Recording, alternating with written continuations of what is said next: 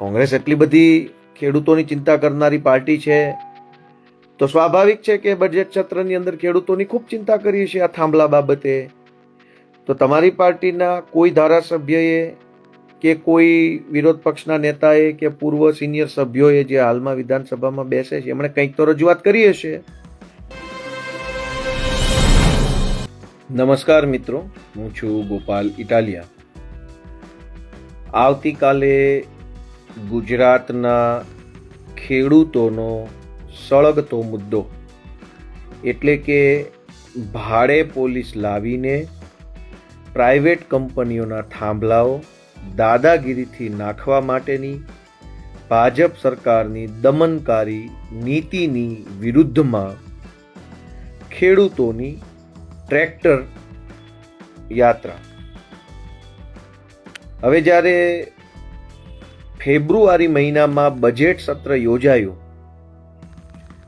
ત્યારે અલગ અલગ 3 વખત, એક વખત તારાંકિત પ્રશ્ન પૂછીને, એક વખત કાપ દરખાસ્ત લાવીને અને એક વખત પ્રાઇવેટ મેમ્બર બિલ લાવીને, આમ અલગ અલગ 3 વખત આ વીજળીની કંપનીઓના, ખાનગી કંપનીઓના દાદાગીરીથી નાખવામાં આવતા થાંભલાઓની વિરુદ્ધમાં ફેબ્રુઆરી મહિનામાં મેં પ્રયત્ન કરેલો સરકારના બહેરા કાન સુધી ખેડૂતોનો અવાજ પહોંચાડવાનો. હવે આજે છે જૂન મહિનો અને છેલ્લા 10, 12, 15, 20 દિવસથી ગુજરાતના અલગ અલગ જિલ્લાઓમાં ખેડૂતોના ખેતરમાં દાદાગીરીથી થાંભલા નાખવાનો મુદ્દો ચાલી રહ્યો છે. અને એવા સમયે હું સુરેન્દ્રનગર જિલ્લાના કોંઢ ગામે જ્યારે ખેડૂતોને, આગેવાનોને, સમાજના વડીલોને રૂબરૂ મળવા માટે ગયો હતો ત્યારે ત્યાં થયેલી ચર્ચા મુજબ ખેડૂતો સ્વયંભૂ પોતાની રીતે ટ્રેક્ટર યાત્રાના માધ્યમથી સરકારને પોતાનો અવાજ પહોંચાડવા જવાના છે એવી વાત થયેલી. અને ઈશુદાન ગઢવી જ્યારે જેતપર ગામે ગયા મોરબી જિલ્લાના ત્યારે ત્યાં પણ એવી વાત થયેલી કે ખેડૂતો ટ્રેક્ટર રેલીના માધ્યમથી જોડાશે. અને એટલે ઈશુદાનભાઈ ગઢવીએ, મેં, અમારા સૌ આગેવાનોએ ખેડૂતોના આ મુદ્દાને સાથ સહકાર આપવા માટે થઈ જાહેર નિવેદન કર્યું કે ભાઈ વાત ખેડૂતોની હોય તો એમાં અમારો સપોર્ટ છે. ખેડૂતોને જે કાંઈ મુદ્દો ચાલી રહ્યો છે એમાં અમારો પૂરેપૂરો સહયોગ છે. નોંધપાત્ર વાત એ છે કે હું જ્યારે કોંઢ ગામમાં ગયો અને ઈશુદાન ગઢવી જ્યારે જેતપર ગામમાં ગયા ત્યારે અમે કોઈ પાર્ટીલક્ષી કે રાજકીય વાત નથી કરી. અમે માત્ર ખેડૂતોના મુદ્દા ઉપર એક ખેડૂતના પ્રતિનિધિ તરીકે કે ખેડૂતોના શુભચિંતક તરીકે જે કાંઈ વાત વિષય રાખવાની થાય એ અમે રાખી. હવે આવતીકાલની ટ્રેક્ટર રેલીમાં જ્યારે મેં અને અમારા ઈશુદાન ગઢવીએ અને બધાએ સપોર્ટ જાહેર કર્યો તો કોંગ્રેસ પાર્ટીના મિત્રોએ અમારા વિરુદ્ધમાં ખૂબ ખરાબ ટીકા ટિપ્પણીઓ કરી અને ખૂબ ખરાબ રીતે અમને ક્રિટિસાઇઝ કર્યા, અમારી ટીકા ટિપ્પણી કરી, નિંદા કરી. It's okay. હવે કોંગ્રેસ પાર્ટીના મિત્રો જો એવું ન ઈચ્છતા હોય કે ખેડૂતોના મુદ્દામાં અમે સહયોગ આપીએ તો કંઈ વાંધો નહીં. ખેડૂતોનો મુદ્દો છે, બીજો અન્ય કોઈ વાદ વિવાદ ન થાય, કારણ વગરનો મુદ્દો ડાયવર્ટ ન થઈ જાય, એટલા માટે હું તો નિર્ણય કરું છું કે કંઈ વાંધો નહીં, હું નહીં આવું. કેમ કે મારા આવવા માત્રથી જો ખેડૂતોને તકલીફ પડે એવું હોય તો હું બિલકુલ નહીં આવું. ખેડૂતોને તકલીફ પડે એવું કામ કરવા માંગતા નથી. પણ કોંગ્રેસ પાર્ટીના બધા જ મિત્રોને એક જ વિનંતી છે કે ફેબ્રુઆરીના બજેટ સત્રમાં તમારા પક્ષના કુલ કેટલા ધારાસભ્યોએ આ ટ્રાન્સમિશન લાઇનનો મુદ્દો ઉઠાવ્યો છે? ખાલી રેકોર્ડ ઉપર જ હશે વિધાનસભાની વેબસાઇટ ઉપર હશે. તારાંકિત પ્રશ્ન પૂછો, અતારાંકિત પ્રશ્ન પૂછો, કાપ દરખાસ્ત લાવ્યા, 116ની નોટિસ લાવ્યા, 101ની નોટિસ લાવ્યા, 112ની નોટિસ લાવ્યા, નિયમ 92 પ્રમાણેની નોટિસ લાવ્યા, ટૂંકી મુદતનો પ્રશ્ન પૂછ્યો. કંઈક તો કર્યું હશે ને. કોંગ્રેસ એટલી બધી ખેડૂતોની ચિંતા કરનારી પાર્ટી છે તો સ્વાભાવિક છે કે બજેટ સત્રની અંદર ખેડૂતોની ખૂબ ચિંતા કરી છે આ થાંભલા બાબતે. તો તમારી પાર્ટીના કોઈ ધારાસભ્યએ કે કોઈ વિરોધ પક્ષના નેતાએ કે પૂર્વ સિનિયર સભ્યોએ જે હાલમાં વિધાનસભામાં બેસે છે એમણે કંઈક તો રજૂઆત કરી હશે, અને રજૂઆત કરી હશે તો ઓન પેપર હશે. તો જરાક અમારા જ્ઞાનનો વધારો થાય એટલા માટે તમારે જણાવવું જોઈએ કે તમે હમણાં તાજા ખેડૂતોના શુભચિંતક બન્યા છો કે પહેલા પણ હતા. એટલે કોંગ્રેસના મિત્રોને આટલી જ નમ્ર વિનંતી છે કે કંઈ વાંધો નહીં ભાઈ, અમે કંઈ કોઈ તૈયાર ભાણે બેસવા નહીં આવીએ. અમે તો અમારો સંઘર્ષનો રસ્તો બનાવવાવાળા માણસો છીએ. તૈયાર ભાણે તો જેના ભાગમાં નસીબમાં છે એ બેઠા છે. અમે તો તૈયાર ભાણાવાળા માણસો નથી. અમે તો સંઘર્ષ કરીને, મહેનત કરીને, ઘર ઘર સુધી જઈને, લોકોને સાચી વાત એમના સુધી પહોંચાડીને, માર ખાઈને, જેલમાં જઈને ગુજરાતના ઇતિહાસમાં ન મળ્યો હોય એવડું મોટું જન સમર્થન મેળવનારી ભાજપ અને કોંગ્રેસ સિવાયની પાર્ટી અમે ઊભી કરી છે. અમે શું કામ કોઈના તૈયાર ભાણે બેસી જઈએ? અમે તો મહેનત કરનારા માણસો છીએ. જે ગુજરાતમાં એવું કહેવાતું હતું કે ત્રીજી પાર્ટી નહીં ચાલે, એ ગુજરાતમાં ત્રીજી પાર્ટીના 5 ધારાસભ્યો, 15 કરતાં વધુ તાલુકા પંચાયતો, 1 જિલ્લા પંચાયત, 60 કરતાં વધુ જિલ્લા પંચાયતના સભ્યો અને 500 કરતાં વધુ તાલુકા પંચાયતના સભ્યો સાથે પાર્ટી બેઠી છે. તૈયાર ભાણાની તો કોઈ વાત જ નથી.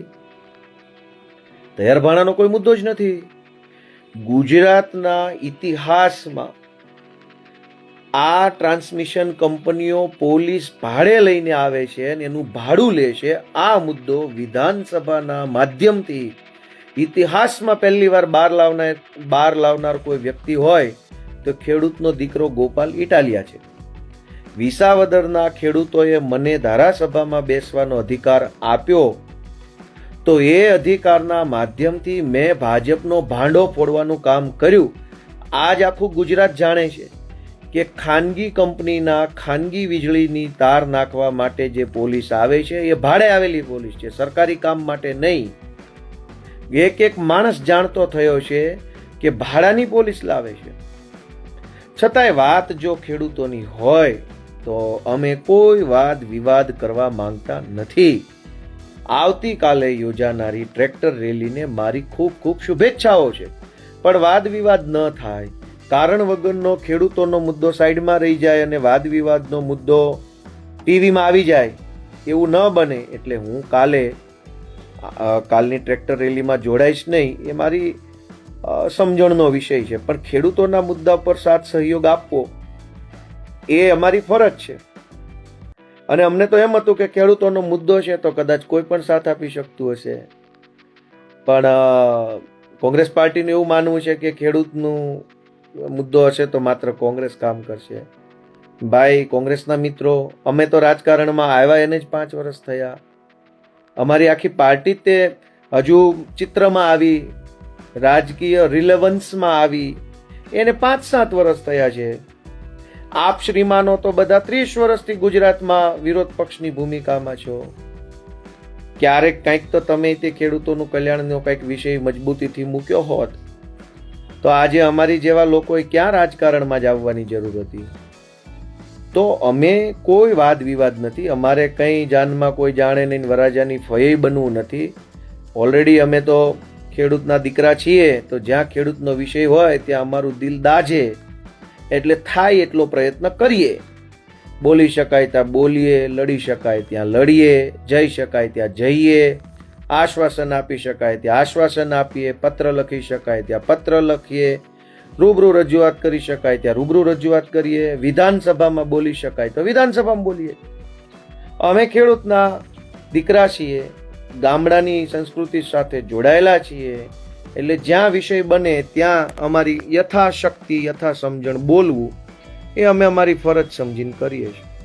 પણ કોંગ્રેસ પાર્ટીના મિત્રોને જો ન ગમતું હોય તો હવે અમે નહીં બોલીએ, બીજું તો શું કહીએ.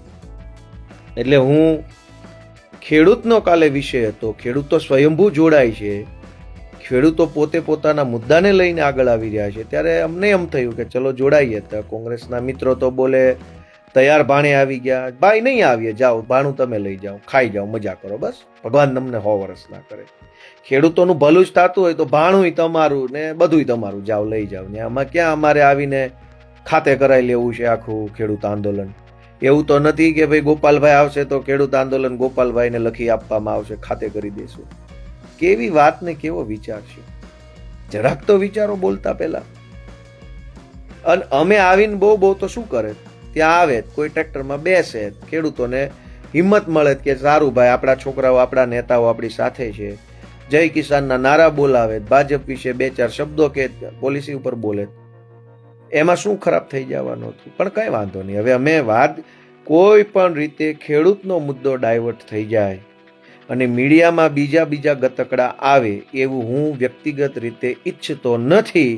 એટલે હવે અમે ખેડૂતના મુદ્દામાં બીજી વખત સપોર્ટ આપી દઈશું, કાલે નહીં. હવે બાકી ફરીથી કોંગ્રેસ વાળાને મારે પૂછવું છે કે હમણાં જ વિધાનસભાનું બજેટ સત્ર ગયું, કોંગ્રેસ પાર્ટીના કયા ધારાસભ્યએ કઈ તારીખે કેવી રીતે આ ટ્રાન્સમિશન લાઈનોની દાદાગીરીનો મુદ્દો ઉઠાવ્યો? મને કોઈ તો કહો. મેં 3 વખત ઉઠાવ્યો, હું રિપીટ કરું છું. એકવાર તારાંકિત પ્રશ્ન પૂછ્યો, એક વખત કાપ દરખાસ્ત લાવ્યો અને એક વખત પ્રાઇવેટ મેમ્બર બિલ રજૂ કર્યું.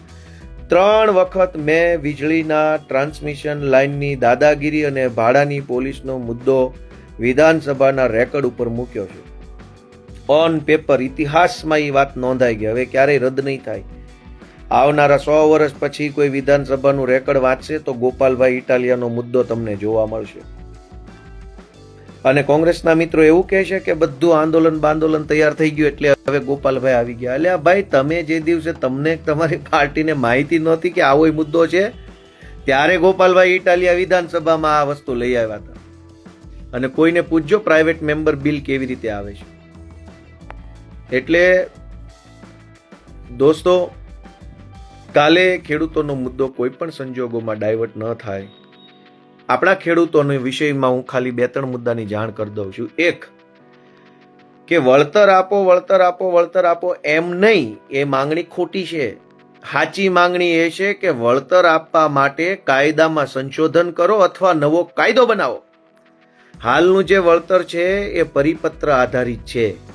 પરિપત્ર એ કાયદો નથી. પરિપત્ર એ સરકારના મનમાં આવેલા વિચારનું લેખિત સ્વરૂપ છે.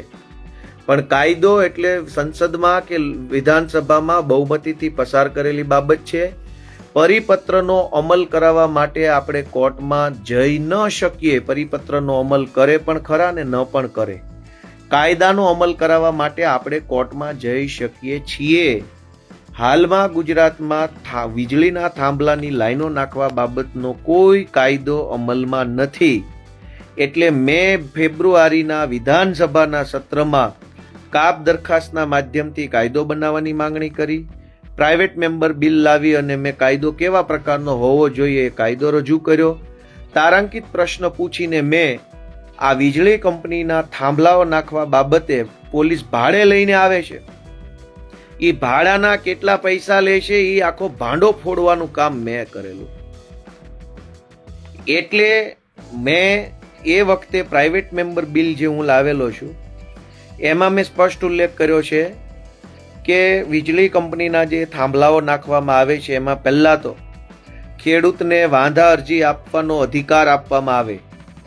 વાંધા અરજીની સુનાવણી ન થાય ત્યાં સુધી ખેડૂતના ખેતરમાં કંપની ન જાય તેવો અધિકાર આપવામાં આવે. ખેડૂતોને land acquisition and compensation act 2013 બન્યો છે, એના અંતર્ગત વળતર ચૂકવવામાં આવે, કાયદા અંતર્ગત, પરિપત્ર અંતર્ગત નહીં.